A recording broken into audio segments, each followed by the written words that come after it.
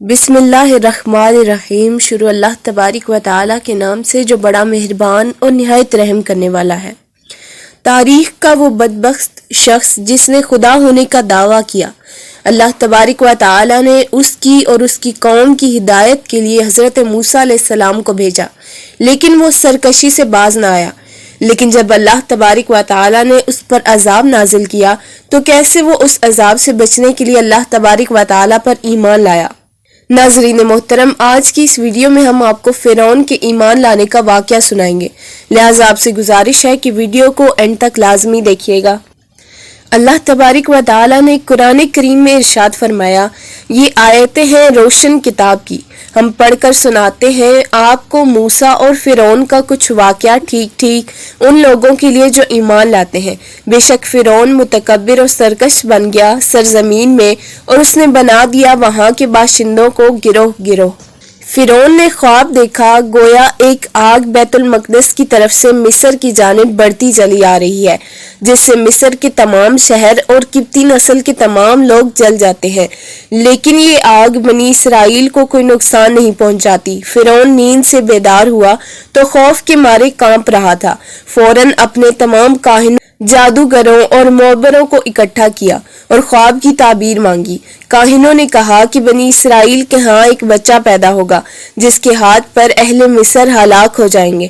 کہتے ہیں کہ اس نے اسی دن حکم دے دیا کہ ان کے پیدا ہونے والے بچوں کو قتل کر دیا جائے اور عورتوں کو زندہ رکھا جائے، لیکن اللہ تبارک و تعالیٰ کے حکم سے حضرت موسیٰ علیہ السلام اس کے محل میں ہی پرورش پا رہے تھے۔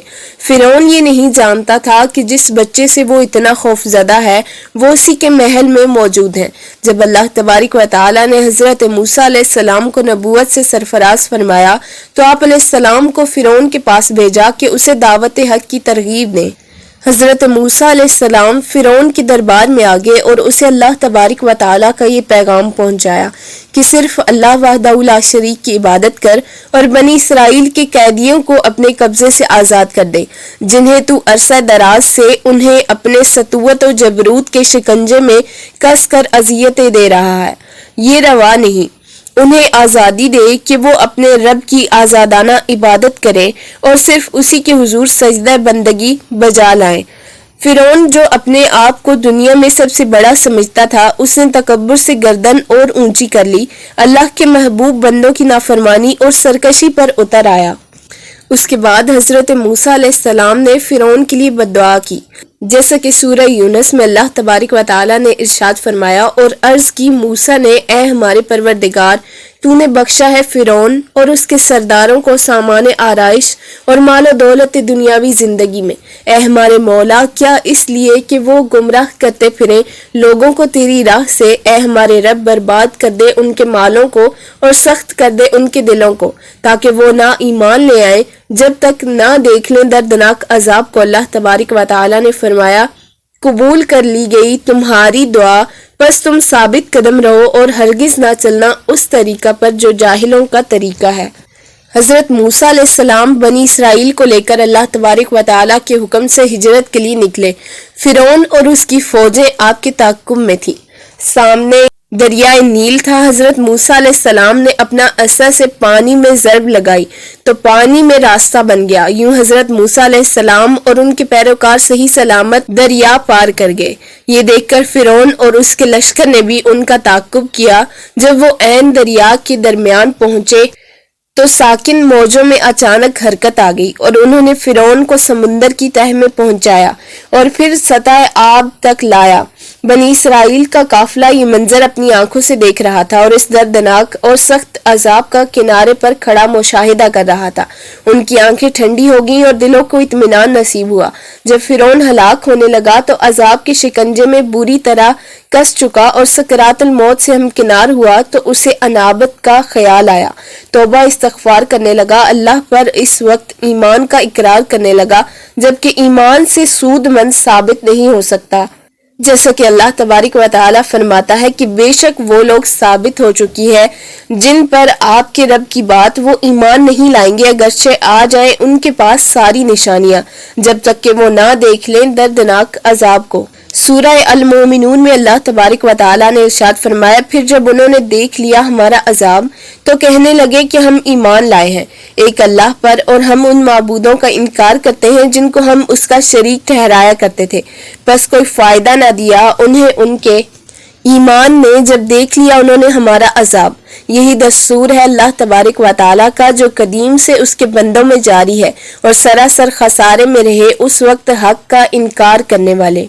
حضرت ابن عباس رضی اللہ عنہ سے روایت ہے کہ رسول اللہ صلی اللہ علیہ وسلم نے ارشاد فرمایا، مجھ سے جبریل نے کہا، یا رسول اللہ، کاش آپ نے مجھے دیکھا ہوتا، میں سمندر کا کیچڑ لے کر فرعون کے منہ میں ڈال رہا تھا اس خدشے سے کہ کہیں رحمت خداوندی اسے آ نہ لے۔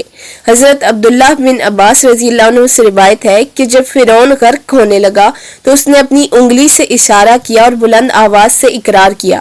فرمایا، جبریل کو اندیشہ ہوا کہ کہیں رحمت خداوندی اس کے غضب پر سبقت نہ لے جائے، بس جبریل نے اپنے پروں سے اس کے منہ میں مٹی ڈالنا شروع کر دی۔ جبریل مٹی اس کے چہرے پر مار رہے تھے اور اسے دفن کر رہے تھے۔ بعض روایات میں ہے کہ حضرت جبریل علیہ السلام نے فرمایا، مجھے اتنا غصہ کسی پر نہیں آیا جتنا غصہ اس وقت فرعون پر آیا جب اس نے کہا، انا ربکم الاعلی، یعنی کہ میں تمہارا سب سے بڑا خدا ہوں۔ فرعون کی لاش کو اللہ تبارک و تعالیٰ نے عبرت کا نشان بنایا۔ اللہ تبارک و تعالیٰ نے سورہ یونس میں ارشاد فرمایا، سو آج ہم بچا لیں گے تیرے جسم کو تاکہ تو ہو جائے اپنے پچھلوں کے لیے عبرت کی نشانی۔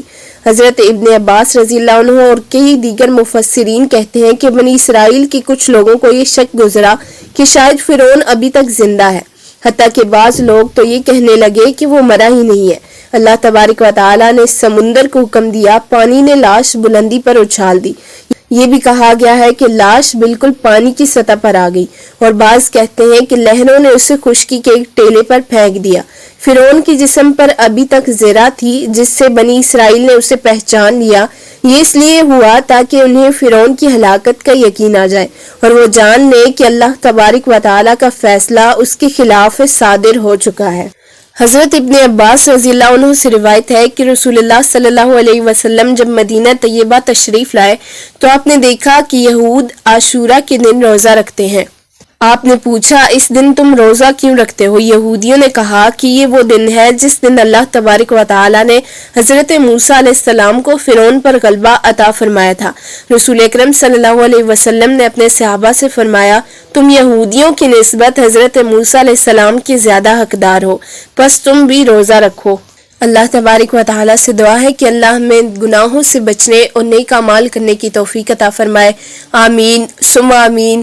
اگر آپ کو آج کی ویڈیو پسند آئی ہو تو لائک، شیئر، کمنٹ ضرور کیجیے گا، اور اس طرح کی مزید ویڈیوز دیکھنے کے لیے چینل کو سبسکرائب کر لیجیے۔ جزاک اللہ۔